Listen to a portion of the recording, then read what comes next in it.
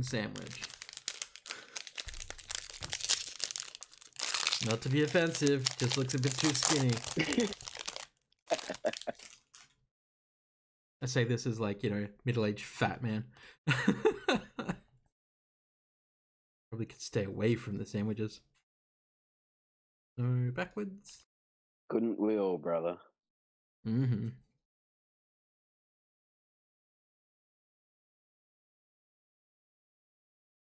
There's another gold. Was that another black border at the bottom of that pile, Chash? At the bottom of the pile. I don't believe so.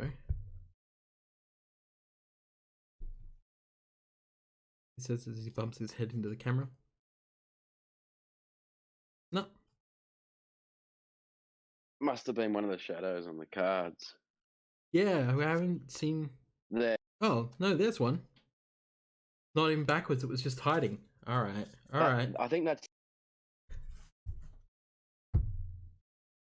You keep cutting out. That's what? Numbered to 69, I think. Yeah, that is numbered to 69. Tyler White. What a weird number to have it numbered to. Like, I mean, wouldn't you just print one more and go 70? I mean, you would, unless you're the type of person who wants to laugh at it and just kind of go 69. Marketing ploy. Yeah. Now it's got me paranoid that we may have skipped other ones. Because I was like, well, if they're backwards, we just like skip through all the base as fast as we can. So give me a quick. So usually there's a whole nother range of short prints. So you've got your numbered, and then you'll have, like, say for example, this year, so Mookie Betts has 3 photo variation cards. I did see that. Because somebody was months ago now, but somebody cracked, I think, a Ryan Mountcastle, in the alt image. Because I was like, I don't understand how like you've got 2 different Ryan Mountcastles. One of them's worth $5, and the other one's worth like $120. And he was like, oh no, it's gone up. It's like $170 now. I'm like, why? It's a base card that's short print. Like, I don't get it. It's like, yeah, it's baseball. Yeah. It's yeah, that's exactly right. So you've got your short print, super short print, and then ultra short print. And I mean, I hit a super short print Mookie, which in hindsight I probably should have kept. But anyway, I still would have got profit out of it regardless. But and I've recently sold it, and to be honest, they went within 3 minutes of me having them listed. I'm not surprised.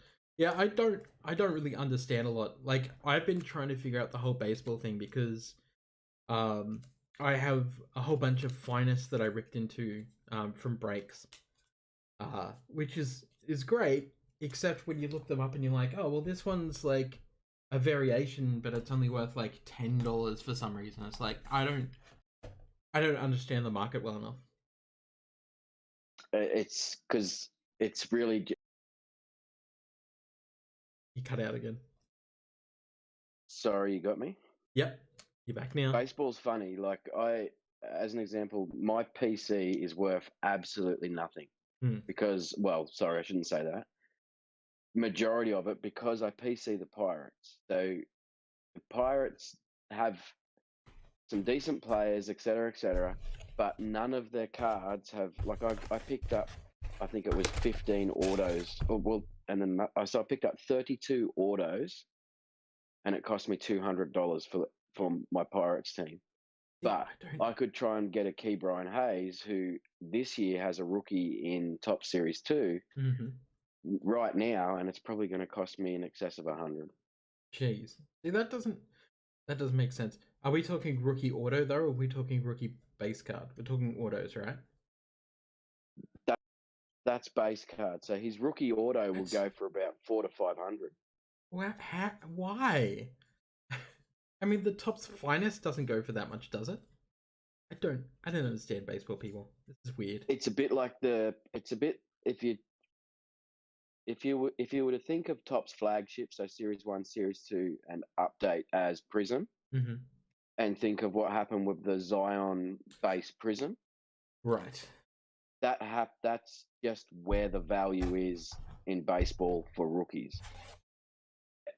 So I mean, Mickey Mantle base it went for like $5.3 million. Yeah, it was a 1952, I think, but Hmm. it it's just a base card. Well, yeah, but like, so I get the rookie thing. It's more the trying to figure out the set thing because, like, you would expect, or if you're coming from, oh, there's a Ken Griffey Jr.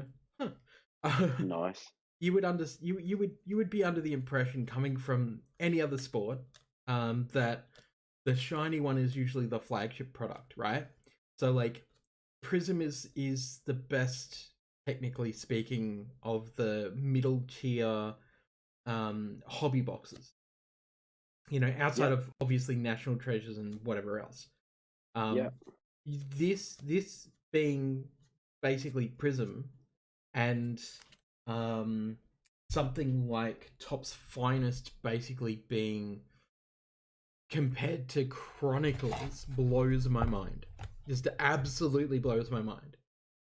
Because it's because Topps Finest is like a chrome set. It is a pretty set. You would expect that that would be the flagship, but no, it's this paper set for some reason is somehow the flagship. Makes no sense to me at all. And it comes down to where they say that I don't even know if mature is the word, but there's a lot of history in baseball card collecting, I guess. Mm. So it's like the old guy at work who just doesn't like the change. He's like, nope, that's where I got my rookies from for the last 55 years. That's where I want to get my rookies from all the time.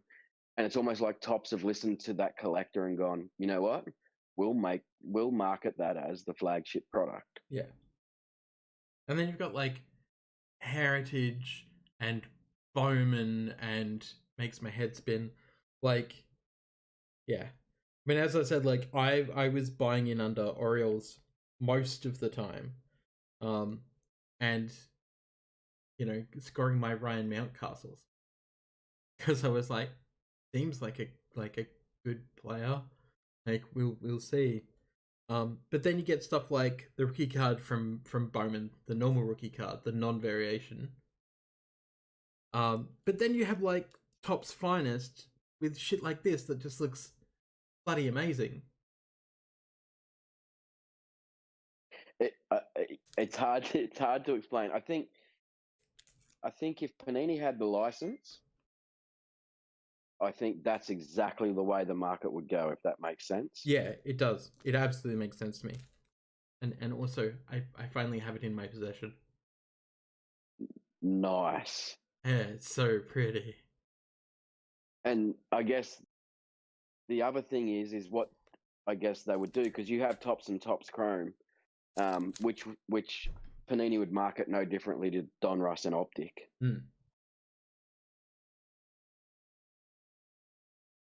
That's weird. I just got a restream notification like my internet dropped out.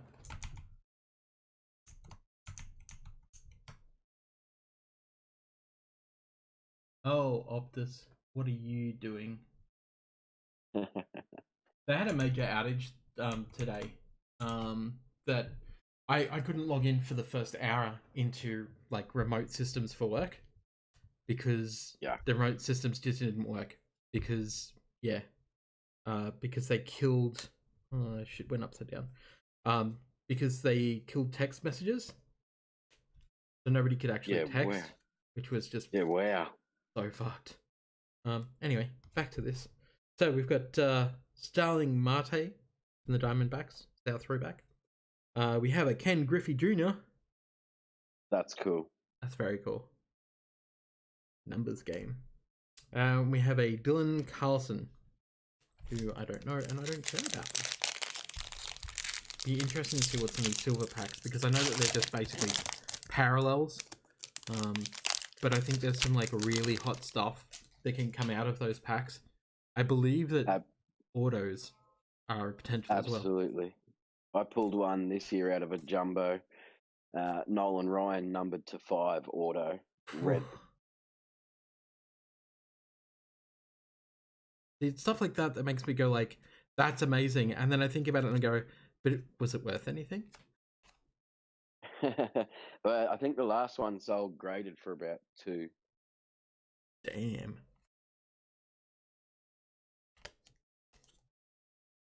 That felt weird. Just paranoidly checking all of the base now. That one there's a variation, yeah. That is a variation. Just sit in the damn box already. All of this base. I don't know what I'm going to do with it. Alright, so that is a variation. Cy Sneed. Jeez. Yeah, that's a 2020. 06. There it is. 0681 of 2020. There's our 2020 card. You must get one 2020 per box, I reckon. And then a silver Diego Castillo. Frank Robinson is our cool, I guess a throwback, if you want to call it that. Yeah, it's a throwback to I can't remember the exact year, but it's an 80s throwback. Yeah, I think it was 80, might have been 84. Memory? I don't remember.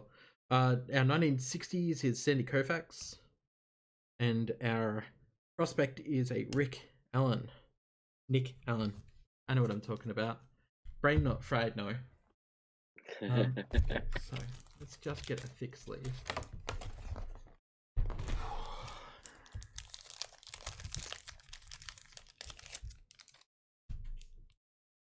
I don't think I got a top loader for this, but I'm sure I'll find one. That's numbered. Oh, that's numbered 1 of 50? Huh. Did not notice that. It's actually numbered 1 of 50. eBay Wow. 1 of 1. Snap that up. Alright, I guess we'll open this stupid patch card first. Which I hear sometimes these can sell for quite a bit online for some reason, and I don't understand why. But sure. Oh, we got a rookie patch. Look at that. Bo Bichette, dude. Bo is a beast. That makes this... Okay, yep. That makes opening this box a little bit more worth it. Jeez. Pretty sure they're a case hit, Josh. Damn. Wow. That's, yep. That's cool, yeah? Hashtag beginner's luck. I was hoping that I'd hit a Bo Bichette, like maybe an auto or something would have been nice, but I'll take a patch. Absolutely. All day, every day. Alright, let's see our apparent excitement that Tops thinks we're going to crack open. For the Rays, we've got a Michael Brassil. That's who you got the auto of, isn't it? Yeah. That's just really cool. Jesus Luzardo. And these are thicker stock cards, just quite nice, to be honest. Christian Yelich. And I can hardly fucking read you at all. Shane Bieber. Bieber is a pretty high-end pitcher. He's good. I really like Bieber. It's a nice mojo to have. Yeah. Now I can just tell the ladies that I've got cool mojo. This one's a little bit tougher to open. Okay, so we've got an Anthony Rendon. There for a second. We got a Yoshi Utsuru. Sorry, butchering names. The Asian guys are really, really collectible. Oh, really? Garrett Cole for the Yankees. And Tommy Edman is our green. That's nice. And that is numbered 299? Yes. I think so. Or is it? Yeah, 299. Cool. Cool beans. That was fun. On the scale of 1 to 10, I'd probably give this a 7 on the fun factor. Just kind of cool to open. Slightly confusing still. The cards are mostly pretty. I feel like the parallels are a bit weird. I think that they could have done better. Considering the lineup and the checklist, you did pretty good, man. You did pretty well, yeah.